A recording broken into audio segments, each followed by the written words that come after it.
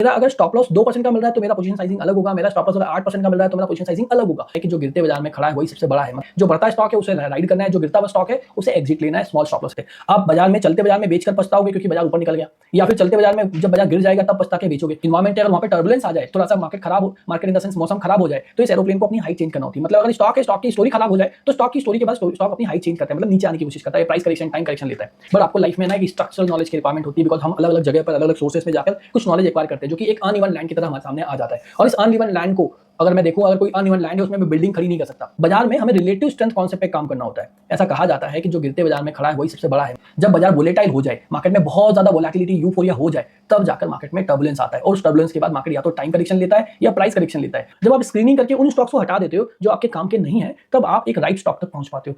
Hello दोस्तों, कैसे आप सब लोग। My self Manish Salvi and I am a SEBI registered research analyst and मैं इस वीडियो में आपसे बात करने वाला हूँ regarding momentum investing. And momentum investing को ही मैं पढ़ाता हूँ, मैं लोगों को प्रमोट करता हूँ कि लोग पोजिशनल ट्रेडिंग करें, जिसे कि मैं मोमेंटम इन्वेस्टिंग बोलता हूँ, which is the technical and fundamental analysis का एक कॉम्बो है। That's the techno funda approach of doing tradings in the market. पिछले 13 सालों में 2012 से मैं मार्केट में हूँ, और उसमें मैंने ये आइडेंटिफाई किया कि after doing all the work in derivative, forex, commodity, intraday, swing trading and positional trading और से मोमेंटम इन्वेस्टिंग, मैंने रियलाइज़ किया कि जो एक्चुअल वेल्थ क्रिएट हुआ है लोगों का या मेरा, या जिस तरह से लोग मार्केट में काम करते हैं, तो उसमें से सबसे जो बेस्ट परफॉर्मिंग या बोले कि सबसे बेटर परफॉर्म करने वाला जो स्ट्रैटेजी या जो तरीका है मार्केट में, वो है momentum investing. Now I am not saying कि डेरिवेटिव में या ऑप्शंस में आप या फिर इंट्राडे में ट्रेडिंग करके पैसा नहीं बना सकते। यस, वहाँ भी आप कर सकते हो, बट सभी की अपनी अपनी लिमिटेशंस है। बट स्टिल आई वुड से कि मोमेंटम इन्वेस्टिंग इन सारी मैथड, इन सारी प्रैक्टिसेस और सारे इंस्ट्रूमेंट्स से थोड़ा सा अबो निकल कर आता है। सो बताऊंगा कि कैसे हम लोग मोमेंटम इन्वेस्टिंग को करते हैं, या किस तरह का तरीका हमारा है, क्या फिलॉसफी है, इसी वीडियो में बताऊंगा। तो बने रहेगा एंड तक, और ज़्यादा समय ना गवाते हम लोग चलिए शुरू करते हैं।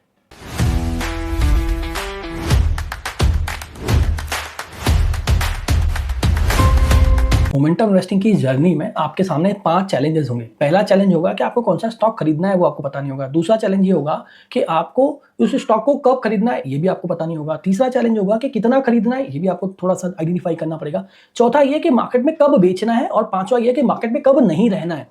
ये 5 चैलेंजेस से अगर आप ओवरकम कर लेते हैं तो आपकी मोमेंटम इन्वेस्टिंग की जर्नी, या मैं कहूँ पोजिशनल ट्रेडिंग की जर्नी, बहुत आसान हो जाती है। एंड उसी को आसान करने के लिए मैं आपको ये वीडियो बना रहा हूँ या डिस्कशन कर रहा हूँ। सो सबसे पहले चलते हैं कि वेयर टू इन्वेस्ट। सबसे पहले आपको डिफाइन करना होता है कि कौन से स्टॉक में पैसा लगाए।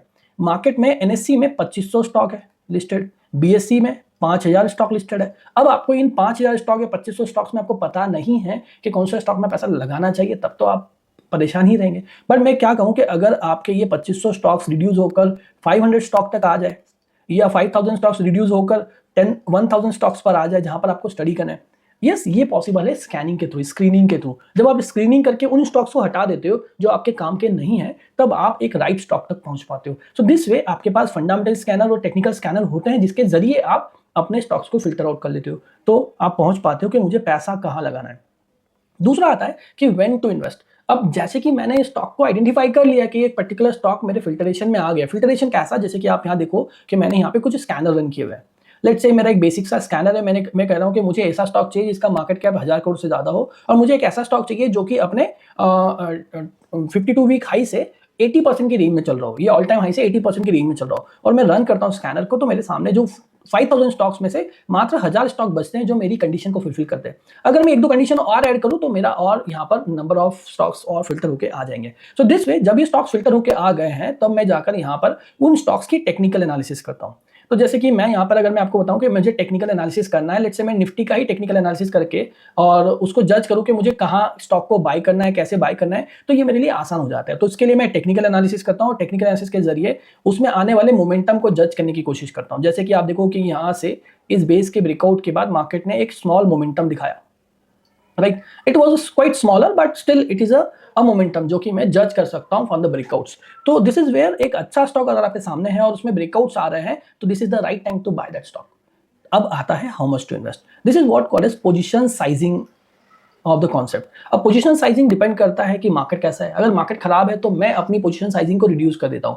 अगर मार्केट बहुत ज्यादा खराब है तो मैं 25% ही कैपिटल से काम करता हूं। अगर मार्केट बहुत अच्छा है तो मैं 100% कैपिटल के साथ काम करता हूं। एंड देन अब मेरा अगर स्टॉप लॉस 2% का मिल रहा है तो मेरा पोजीशन साइजिंग अलग होगा। मेरा स्टॉप लॉस अगर 8% का मिल रहा है तो मेरा पोजीशन साइजिंग अलग होगा। सो दिस वे मैं अपनी पोजीशन साइजिंग को डिफाइन कर रहा हूं। इवन मार्केट कैप के बेसिस पे भी मैं अपनी पोजीशन साइजिंग को डिफाइन करता हूं। अगर मेरे सामने कोई स्टॉक आता है जिसका मार्केट कैप वो जो कि लार्ज कैप कैटेगरी का होगा तो उसमें मैं अपने टोटल कैपिटल का 7 से 8% भी डिप्लॉय कर सकता हूं इन अ पर्टिकुलर ट्रेड।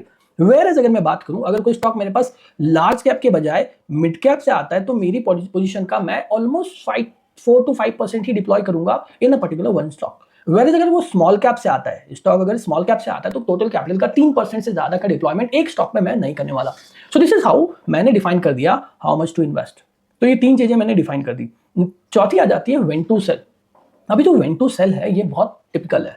मतलब कोई भी व्यक्ति टॉप पर नहीं बेच सकता। आप मार्केट का टॉप नहीं पकड़ सकते, नहीं आप बॉटम नहीं पकड़ सकते। आप बाजार में चलते बाजार में बेचकर पछताओगे क्योंकि बाजार ऊपर निकल गया, या फिर चलते बाजार में जब बाजार गिर जाएगा तब पछता के बेचोगे। तो ये रिग्रेट हमेशा बना रहेगा ऑन द सेलिंग। तो हमें क्या करना है, हमें जब भी मार्केट में एंट्री लें उससे पहले अपनी एग्जिट प्राइस डिफाइन कर ले कि मैं कितना माल कितने परसेंट पे बेचूंगा, किस कंडीशन से बेचूंगा एंड किस प्राइस लेवल पे मैं अपना स्टॉप लॉस कीप रखूंगा, right. So this way when I decided this point तो मेरा और चीजें आसान हो जाती है आफ्टर दी मार्केट। तो एग्जिट के कई सारे क्राइटेरियाज है जो कि हम लोग अपने स्टूडेंट के साथ शेयर करते हैं एंड स्टूडेंट को पढ़ाते हैं कि आप एग्जिट स्ट्रैटेजीज को कैसे डिप्लॉय करें। वो सारी स्ट्रैटेजीज या वो सारे क्राइटेरियाज आप हमारी जो एप्लीकेशन एंड्रॉइड एप्लीकेशन है उसमें जाकर उसको डाउनलोड करके आप सीख सकते हैं। एप्लीकेशन आपको प्ले स्टोर में मिल जाएगा, उसका लिंक आपको इस वीडियो के डिस्क्रिप्शन में मिल जाएगा। So go there and just download that application as of now. Next हम बात करते हैं व्हेन नॉट टू इन्वेस्ट। जब बाजार खराब हो, लाइक बाजार खराब होने का मतलब जब LMS like mid large cap mid cap and small cap index जब अंडर परफॉर्म कर रहे हो तो उस समय हम थोड़ा मार्केट्स में दूरी बना लेते हैं या फिर हमारा ये रहता है कि हम मार्केट में नहीं है। So this way we decide all the 5 parameters और इसके जरिए हमारा ट्रेडिंग जो है थोड़ा आसान हो जाता है। बट अब इसमें यह भी हमें समझना है कि हम किस तरह के स्टॉक्स को लेना पसंद करेंगे। तो उसके लिए आगे बढ़ते हैं। सो सबसे पहले मैं आपको बता दूं कि हम लोग या मैं short term and medium term trader और से इन्वेस्टर। मैं ना तो 1 साल 2 साल 3 साल के ट्रेडिंग में विश्वास रखता हूँ, ना ही मैं इंट्राडे या स्कैल्पिंग में उतना विश्वास रखता हूँ। मैं आपको बता रहा हूँ कि मैं आपको एक स्टॉक ऐसा सिखाता हूँ कि आप अगर आप सीखते हो मार्केट से तो आप एक स्टॉक को थोड़ा होल्ड करते हो, 1 महीना 2 महीना होल्ड करते हो, 15 दिन भी होल्ड करते हो एंड उसके बाद अपनी पोजीशंस को डिसाइड करते हो कि क्या करना है। So this is how we are short term mid term investors and then हमें चाहिए एक स्टॉक अपने बेस्ट परफॉर्मिंग मार्केट्स में हो, मतलब मार्केट का बेस्ट परफॉर्मिंग स्टॉक हो। बाजार में हमें रिलेटिव स्ट्रेंथ कॉन्सेप्ट पे काम करना होता है। ऐसा कहा जाता है कि जो गिरते बाजार में खड़ा है वही सबसे बड़ा है। मतलब मान लीजिए निफ्टी जो है over the period of time नीचे की तरफ जा रही है और उस समय अगर आपका stock higher high higher low बना रहा है, मतलब ये स्टॉक आपके काम का है बिकॉज इसका रिलेटिव स्ट्रेंथ ज्यादा बेटर है।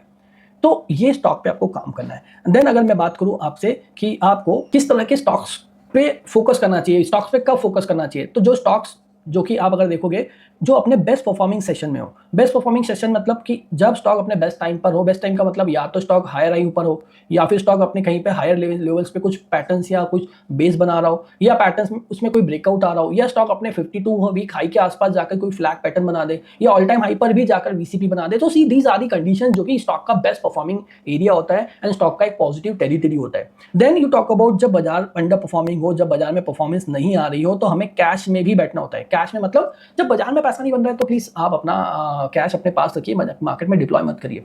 और आपका M2M बता देगा कि बाजार में पैसा बन रहा है नहीं बन रहा है, तो आपको ये समझना होता है ना।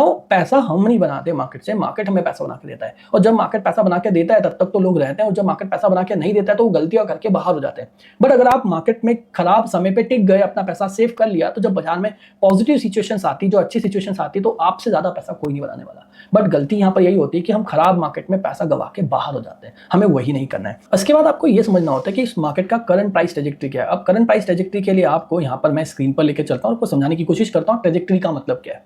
मान लीजिए कोई स्टॉक है जो कि हायर लो बना रहा है और ये स्टॉक अपने हायर जोन में ही जाकर कंसोलिडेट कर रहा है, यहाँ पर रुका हुआ है, तो इसका करंट प्राइस ट्रेजेक्टरी जो है वो बहुत स्ट्रांगली पॉजिटिव है। सिमिलरली मान लीजिए कोई स्टॉक लोअर लो बना रहा है और स्टॉक अपने लोअर एंड पे जाकर यहाँ कंसोलिडेट करता है, तो इसका जो करंट प्राइस ट्रेजेक्टरी है वो नेगेटिव है, डाउन साइड है, और इसका करंट प्राइस ट्रेजेक्टरी पॉजिटिव है। तो this is positive for me and this is negative for me. This is what I can see. Next हमें क्या करना होता है, फंडामेंटल्स को भी यूज करना है। मतलब अभी स्ट्रॉन्ग फंडामेंटल्स वाला अगर कंपनी होगा और उसमें कोई बेस बन रहा होगा, सिंपली है कि एक स्टॉक है जिसका फंडामेंटली स्ट्रॉन्ग है, उसमें एक बेस बन रहा है। ये ब्रेकआउट आता है तो वो पॉजिटिवली रिएक्ट करता है। वहीं एक वीक फंडामेंटल वाली कंपनी में कोई फॉर्मेशन आ रहा है, ब्रेकआउट्स आ रहा है, तो वो हो सकता है फॉल्स ब्रेकआउट ले ले। तो हमें फंडामेंटल को भी अपनी परफॉर्मेंस को बूस्ट करने के लिए यूज करना है, तभी तो हमारा ट्रेडिंग प्रैक्टिस कहलाएगा techno funda approach. So next is हमें अपनी पोजीशन साइजिंग को, मनी मैनेजमेंट को स्ट्रॉन्ग करना होता है, then only will be able to do something good in the market. And selling strategy मैं आगे आने वाले समय में आपको अच्छे से समझाऊंगा, इवन मेरे प्रोग्राम्स में भी अवेलेबल है। अब आपको स्टॉक्स को कैसे देखना है, तो मैं आपको तरीका बताता हूँ। एक फिलॉसफी है स्टॉक्स पर, जैसे कि आप देखोगे ये एक बच्चा इनिशियल स्टेज में बहुत तेजी से ग्रो करता है, उसके बाद उसकी ग्रोथ थोड़ी सी स्टेगनेंट होती है और फिर स्टेगनेंट होती है, और स्टेगनेंट के बाद उसमें एक डिक्लाइन आता है। Let's say this is the मी जो कि 1988 में मेरा बर्थ हुआ। So I got good growth it initial stage. उसके बाद कॉलेज के बाद थोड़ा सा हेल्थ और फिजिक्स में ग्रोथ थोड़ा रुक जाता है, and then you have a stagnancy, and कुछ समय के बाद आप डिक्लाइनिंग स्टेज में आते हो। सिंपली स्टॉक्स का भी यही कहानी है। जो स्टॉक नए होते हैं, जो स्टॉक अभी नए बिजनेसेस में इन्वॉल्व होते हैं, न्यू आइडियाज में इन्वॉल्व होते हैं, उनमें ग्रोथ ज़्यादा होता है। मतलब अगर मैं बात करूँ तो small cap stocks, mid cap stocks is the stock जिस पे आपका फोकस होना चाहिए। Yes, these are the stock जो कि ऑलरेडी बहुत ज़्यादा बढ़ चुके हैं, लाइक लार्ज कैप स्टॉक्स। अभी जो large cap stocks like Reliance हो गया, आपका एलटी हो गया, एचयूएल हो गया, नेस्ले हो गया, ये वो स्टॉक्स है जो बहुत लॉन्ग टाइम से बहुत ज़्यादा रिटर्न दे चुके हैं लोगों को। अब फर्दर इनमें ग्रोथ का चांसेस उतना है नहीं, क्योंकि ये अपना टैम, दी total addressable market almost achieve कर चुके हैं। बट इसके आगे फर्दर ग्रोथ के लिए और बड़ा मार्केट चाहिए, so that they will be able to grow. But otherwise क्या कि इनमें ग्रोथ आता रहेगा सिंपली ये 12% 13% के आरओई से और 12% के सीएजीआर से बढ़ते रहेंगे। Rest they will not going to give you bigger returns. तो बिगर रिटर्न मिलता कहाँ है? वो मिलता है उन स्टॉक्स में जो कि स्मॉलर है, मिड कैप स्मॉल कैप को बिलीव करता है। अब देखिए अभी एक स्टॉक ए है, स्टॉक ए का प्राइस चल रहा है 1300 और उसका मार्केट कैप, उसका जो मार्केट कैप है वो है आपका 1000 करोड़, राइट? 1000 करोड़। सिमिलरली एक स्टॉक है रिलायंस, इसका भी प्राइस चल रहा है अप्रोक्सीमेटली 1300 के आसपास, और इसका जो मार्केट कैप है ये 18 लाख करोड़ है। अब आप समझिए जो 1300 स्टॉक वाली कंपनी है, उस स्टॉक की कंपनी में, और आपको मैं बात करूं एक 1300 रुपीज का कंपनी, दूसरा भी 1300 रुपीज का कंपनी, बट उसका मार्केट साइज 1000 करोड़ है, इसका मार्केट साइज 18 लाख करोड़ है। अब ये 1300 का स्टॉक अगर 2600 होना चाहता है, 2600 रुपये होना चाहता है, तो इसको होना पड़ेगा 2000 करोड़।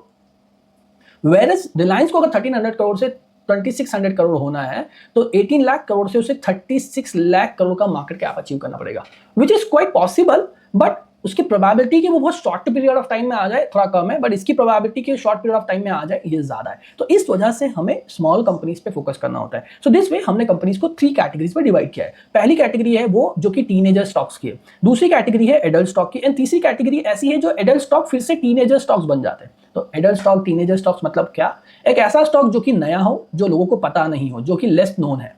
दूसरा एक ऐसा स्टॉक जो अपने हायर हाइस बना रहा हो, मतलब एक हायर ट्रेजेक्टरी में चल रहा हो। तीसरा स्टॉक्स जो है mid cap and small cap को बिलोंग करे। एंड चौथा एक न्यू एज कंपनी हो, मतलब देखिए लेस नोन। अगर मैं आपसे कुछ स्टॉक्स के नाम लूं, Aegis Vopak limited, Quadrant Future Tek, and then मैं बात करूं आइडिया फोर्ज, ये वो नाम है जो आप हो सकता है नहीं जानते हो, because these are the new companies in the market जो भी रिसेंटली आईपीओ लेकर के आई है।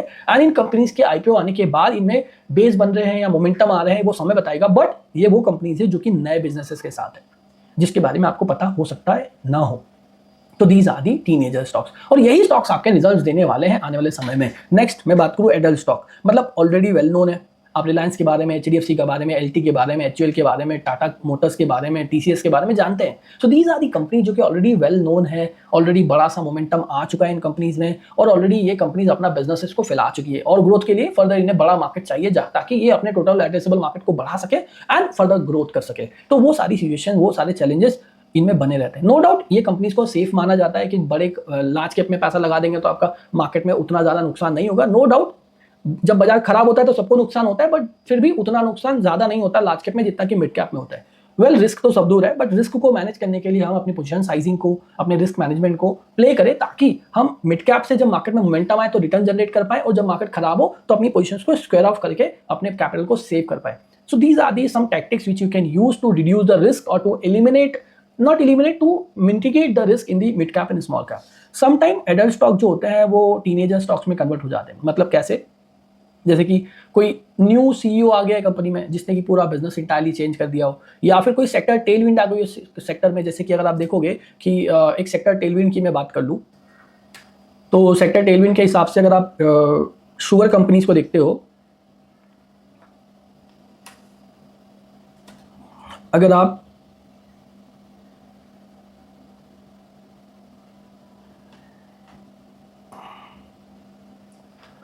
नाउ शुगर कंपनीज को देखते हो, तो शुगर कंपनीज में 2023 और 24 में एक बहुत स्ट्रांग रैली आया था। यू कैन सी दिस, ये जो स्ट्रांग रैली आया था, ये रैली एक बहुत पीक कर गया 2022-23 में। अब ये रैली क्यों आया? आप ऑलमोस्ट सारे शुगर इंडस्ट्री को देखोगे तो वहां पर एक सेक्टर टेलविंड था। सेक्टर टेलविंड ये कि at that particular point of time Nitin Gadkari ji ने कहा था कि we are going to use ethanol blend petrol, and ethanol को ब्लेंड करने वाले हैं पेट्रोल में। एंड एथेनॉल आएगा कहां से? तो इनिशियली अजम्पशन लगाया गया कि yes it will obviously sugar can say आएगा, तो शुगर कंपनीज एथेनॉल प्रोड्यूस करेगी, उससे उन्हें बिजनेस होगा। सो दिस वे ये कंपनीज ग्रो कर गई। Over the period of time थोड़े से डिसीजन चेंज हुए, एथेनॉल का सोर्सिंग थोड़ा डिफरेंट तरीकों से किया गया, तो ये कंपनीज फिर से अंडर परफॉर्म कर गई। बट सेक्टर टेलविंड ऐसी चीज या ऐसी हवा जो पीछे से आए और आपको आगे बढ़ने के लिए आगे धकेले। सो सिंपली सेक्टर टेलविंड में स्टॉक्स बेटर परफॉर्म करते हैं। तो एक खराब स्टॉक भी, जो एडल्ट स्टॉक भी टीनेजर स्टॉक की तरह बिहेव करने लगता है अगर सेक्टर टेलविंड है तो। नेक्स्ट आता है कि मार्केट्स में कोई बड़ा करेक्शन आ जाए, मतलब जैसे कि कोविड में हुआ, कई शेयर्स बहुत ज्यादा गिर चुके थे और उसके बाद जो रैली आया, it's mesmerising for the investors, right. तो बड़ा करेक्शन आ जाए, कोई कोविड जैसा क्राइसिस आ जाए, सब प्राइम क्राइसिस आ जाए, या फिर इस तरह से कोई मार्केट में क्रैश हो जाए, तो स्टॉक फिर से टीनेजर्स की तरह बिहेव करने लगते हैं। नेक्स्ट आता है न्यू प्रोडक्ट। जैसे कि कोई कंपनी हमेशा नए प्रोडक्ट्स लेकर के आ रही है, तो नया प्रोडक्ट एक नई कंपनी की तरह होता है इनसाइड द कंपनी इटसेल्फ। तो नया प्रोडक्ट भी किसी एक एडल्ट स्टॉक को टीनेजर स्टॉक्स में कन्वर्ट कर देता है। जैसे कि टाटा मोटर्स की आप बात कर लेते हैं, तो टाटा मोटर्स के जो शेयर्स हैं, 40 रुपए से शेयर्स 1200 रुपए तक की रैली दे गया। कब देखे गया? वो 2020 से लेकर 2024 की रैली में, राइट, इस दौरान। तो अब क्यों हुआ ये? Because they were coming with the new products every time. हर 6 महीनों में उनका एक नया प्रोडक्ट आता रहा और मार्केट को वो हिट करता रहा, एंड उसके प्रोडक्ट सक्सेसफुल भी हुए। So just because of that only company नए प्रोडक्ट के जरिए ग्रो करती चली गई। तो जब भी कोई पुरानी कंपनी नया प्रोडक्ट लेकर के आएगी, तो वो एक टीनेजर कंपनी की तरह रिएक्ट करने लगेगी। नेक्स्ट में बात करूं, कोई नए बिजनेसेस में इन्वॉल्व हो जाए कंपनी, जैसे कि रिलायंस 2008 से लेकर 2016 तक एक साइडवेज रेंज में 500 से लेकर 400 की रेंज में घूमता रहा, and all of sudden it they entered into a Jio, right, Jio telecom. तो टेलीकॉम में एंटर होते ही उन्होंने जो बिजनेस को ग्रो किया, जिस तरह से उनका बिजनेस ग्रो किया, इट वाज लाइक उन्हें एक मल्टी ईयर ब्रेकआउट दे के चला गया, एंड देन 500 रुपए का स्टॉक जाकर 2500 और 3000 का भी हाई लगाया। सो दिस वे आपको क्या करना होता है ना, आपको इन सारी एक्टिविटीज को जज करना होता है, उसको वैलिडेट करना होता है प्राइस पर। अगर आप तो प्राइस पर वैलिडेट कर पाते तो मे बी पॉसिबल आप इसको जज और एक बेटर ट्रेडर बन पाएंगे।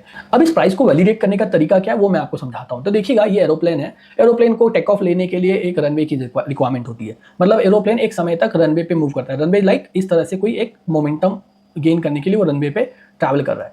जैसे ही रनवे पे ट्रैवल करता है, रनवे से टेक ऑफ करता है, तो टेक ऑफ के बाद फर्दर उसमें एक टेक ऑफ के बाद फिर से वो रनवे एक एयर में थोड़ा टाइम स्पेंड करता है, सो द साइडवेज, राइट, फिर से टेक ऑफ लेता है। तो इस तरह से ये रनवे पर मूव करने के बाद फिर से टेक ऑफ लेकर फिर से थोड़ा स्टेबल होता है और फिर मूव करता है। सिमिलरली फिर से उस साइडवेज एक स्टेबल होने के बाद फिर से वो अप साइड मूव करता है।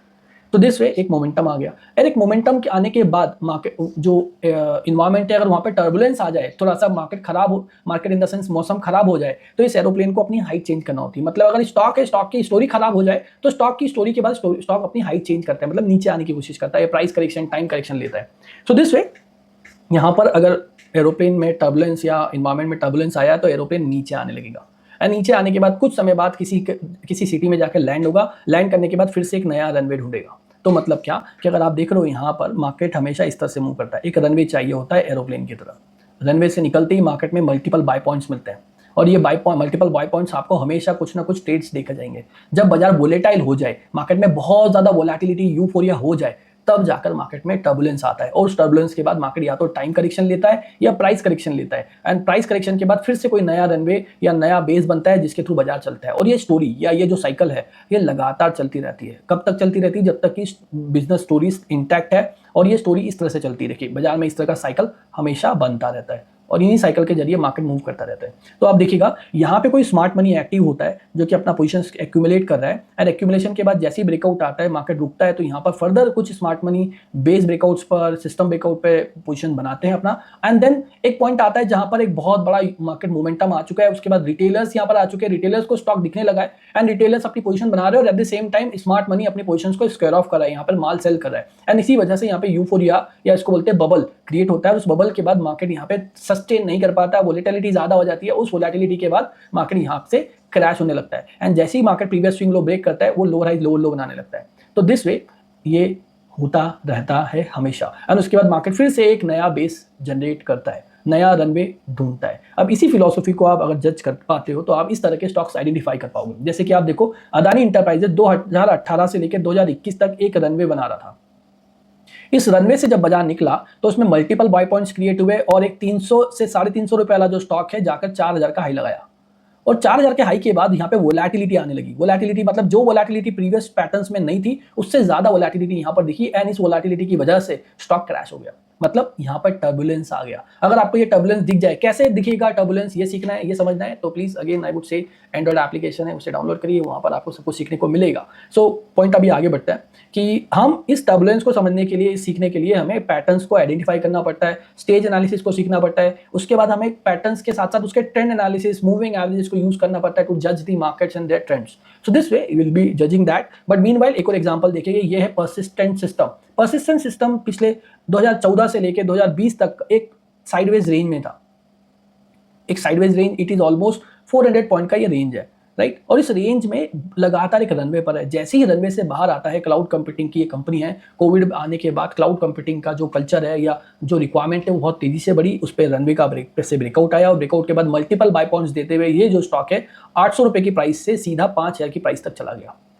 Now this way, मैं ये नहीं बोल रहा हूँ कि आपको हमेशा स्टॉक ऐसे ही मिलेंगे। Yes, there will be certain stock जो कि मार्केट में डाउनसाइड रैली भी देंगे, ब्रेकआउट्स के बाद फ्रीकआउट्स भी देंगे, बट आपको अपनी रिस्क मैनेज करना है। जो बढ़ता स्टॉक है उसे राइड करना है, जो गिरता हुआ स्टॉक है उसे एग्जिट लेना है स्मॉल स्टॉप लॉसेस के साथ। सो दिस वे आप ये रनवे के जरिए स्टॉक्स की थ्योरीज को पकड़ पाएंगे। नो डाउट स्टॉक्स में टेक्निकल चार्ट के साथ साथ उसके फंडामेंटल्स को भी हम जज करेंगे। जो फंडामेंटल्स सुधरने वाले होंगे उसी स्टॉक्स के ब्रेकआउट्स को अगर आप जज करोगे तो ज्यादा बड़ा रैली और ज्यादा कॉन्फिडेंस के साथ रैली आपको मिल पाएगा। नेक्स्ट एक और चार्ट देख लीजिए, यहाँ पर IEX का चार्ट है। ये IEX जो कि एक न्यू एज कंपनी है, जो कि नया बिजनेस लेकर के आई, जो कि इलेक्ट्रिसिटी की ट्रेडिंग में इन्वॉल्व हो गई। किसी व्यक्ति को इलेक्ट्रिसिटी परचेज करना है, परचेज कर सकता है एक्सचेंज के थ्रू। तो इनिशियली इन्होंने भी रनवे बनाया, रनवे के बाद स्टॉक में ब्रेकआउट आया, ब्रेकआउट 80 की भाव पे आया, उसके बाद मल्टीपल बाय पॉइंट्स क्रिएट करते हुए स्टॉक है 300 का हाई लगा दिया। फिर गवर्नमेंट का इंटरवेंशन होता है कि गवर्नमेंट बोलती है कि अब यहाँ पर आप एक monopoly business in the electricity run नहीं करने देंगे, तो आप खुद का एक एक्सचेंज लेकर के आते हैं, जिसकी वजह से स्टॉक में प्रॉब्लम आया, स्टॉक में वोलेटिलिटी आया, टर्बुलेंस आया। एरोप्लेन की फिलॉसफी में देखें या एनालॉजी में देखें तो टर्बुलेंस आया। टर्बुलेंस के बाद मार्केट ने प्रीवियस स्विंग लो ब्रेक किया, उसके बाद लोअर हाई बनाने लगा, लोअर लो बनाने लगा। फिर से कुछ नया बेस यहाँ पे मिलेगा स्टॉक को, फिर से स्टॉक बेस बना के फिर से ऊपर आने की कोशिश करेगा। This is how it always work. तो हमेशा ये साइकिल काम करता रहता है। आपको कहीं ना कहीं किसी ना किसी जगह पर कोई रनवे का ब्रेकआउट मिल जाएगा। मार्केट में 2500 स्टॉक्स हैं, उन 2500 स्टॉक्स में आप रनवे के लिए अगर स्कैनर रन करते हो तो एटलीस्ट आप 500 स्टॉक्स तक पहुंचोगे। उन 500 स्टॉक्स में से हो सकता है 100 स्टॉक जो है आपके रनवे बना रहे होंगे। उन रनवे वाले स्टॉक्स में से हो सकता है 50 स्टॉक ऑलमोस्ट ब्रेकआउट देने वाले होंगे, और हो सकता है उसमें से 10 स्टॉक जो है वो ब्रेकआउट दे चुके होंगे। बट आपको बस यही आइडेंटिफाई करना है, और अगर आप इसमें सक्सेस पा लेते हो तो your trading, your positional trading, your momentum investing can go at next level. Next तो आप देखोगे हैप्पीएस्ट माइंड। तो हैप्पीएस्ट माइंड का ये जो चार्ट है, ये चार्ट में अगर आप तो स्मॉल आईपीओ बेसिस बनाए, आईपीओ बेसिस में हम मानते हैं कि रनवे जो होता है हमारा 21 to 22 डेज का होता है। मतलब 22 डेज अगर मुझे साइडवेज मार्केट मिल जाए तो वहां पर मैं स्टॉक में एंट्री ले सकता हूँ, और एंट्री के बाद उसमें मल्टीपल बाय पॉइंट पे फर्दर एंट्री ले सकता हूँ। अगेन यहाँ पर भी आपको एक वोलेटिलिटी, एक टर्बुलेंस काइंड ऑफ सिचुएशन अगर आती है तो आपको एग्जिट लेने की कंडीशन आ जाती है, एंड उसके बाद स्टॉक लोअर हाई लोअर लो बनाकर फिर से एक नया रनवे ढूंढने की कोशिश करता है। तो आईपीओ बेसिस क्या होता है, कैसे आईपीओ बेसिस को स्टडी करना है, ये सीखना है तो बने रहिए हमारे साथ। चैनल को सब्सक्राइब भी कर लीजिएगा, और अपनी लर्निंग के लिए फर्दर हमारे साथ आप जुड़ भी सकते हैं। अब यहाँ पर देखोगे नेक्स्ट स्टॉक है डिक्सन टेक्नोलॉजी। अगेन इसने रनवे बनाया, रनवे के बाद ब्रेकआउट आया, ब्रेकआउट के बाद मल्टीपल बाय पॉइंट्स क्लियर हुए, वहां पे वोलेटिलिटी आई, टर्मोइल आया, टर्बुलेंस आया। स्मार्ट मनी जो यहाँ पे एंटर की थी, इन बाय पॉइंट्स पे एंटर की थी, छोटे छोटे बाय पॉइंट्स पे, वो यहाँ पर आकर बेच रही है माल। देखोगे यहाँ पे वॉल्यूम बढ़ा हुआ है, यहाँ पे उतना वॉल्यूम जितना आया था उतना पूरा वॉल्यूम इस एरिया में आ गया। So this is how you can जज the momentum in the market. And then last but not the least मैं आपको एक बात बोलूंगा कि मार्केट में इस तरह का नॉलेज बहुत अवेलेबल है। ये वीडियो भी एक दूसरे वीडियो की तरह हो सकता है, आपको लगेगा कि यस ये कुछ नया मैं बात नहीं कर रहा हूँ, बट स्टिल अगर आपको मार्केट सीखना होता है तो मार्केट को एक स्ट्रक्चरल वे में समझना होता है, बट आपको लाइफ में ना एक स्ट्रक्चरल नॉलेज की रिक्वायरमेंट होती है, बिकॉज हम अलग अलग जगह पर अलग अलग सोर्सेज पे जाकर कुछ नॉलेज एक्वायर करते हैं जो कि एक अनइवन लैंड की तरह हमारे सामने आ जाता है। और इस अनइवन लैंड को अगर मैं देखूं, अगर कोई अनइवन लैंड है उसमें मैं बिल्डिंग खड़ी नहीं कर सकता, तो आपको अनइवन लैंड को प्लेन्थ क्रिएट करना पड़ता है, समतल बनाना पड़ता है। तो मतलब ये कि जो अनइवन नॉलेज आप अलग अलग जगहों से एक्वायर करते हो, उसके बजाय अगर आप किसी एक व्यक्ति के साथ जुड़कर एक स्ट्रक्चर नॉलेज लेते हो, लगातार उसी व्यक्ति को फॉलो करते हो, उसी व्यक्ति से सीखते रहते हो, तो वहां पर आप बेटर ट्रेडर, बेटर इन्वेस्टर या बेटर पोजिशनल ट्रेडर और से एक ऑप्शन हेजर बन सकते हो। बट द पॉइंट इज, आपको एक व्यक्ति के साथ जुड़कर लर्निंग करना होती है, लंबे समय तक करना होती है, तब जाकर आप मार्केट में थोड़ा प्रॉफिटेबल बन पाते हो। सो इसी मैसेज के साथ I would say thank you to all of you for watching this video till the end. और अगर यहाँ तक अगर आप आ गए हो तो चैनल को जरूर सब्सक्राइब करेगा। हो सकता है आने वाले समय में आपको और बेटर इसी तरह की लर्निंग आपको देता रहूं। और स्ट्रक्चरल लर्निंग चाहिए तो हमारा एंड्रॉइड ऐप है ना। Thank you very much. Investment in the securities market is subject to market risks. This content is for educational purposes only and should not be considered financial advice.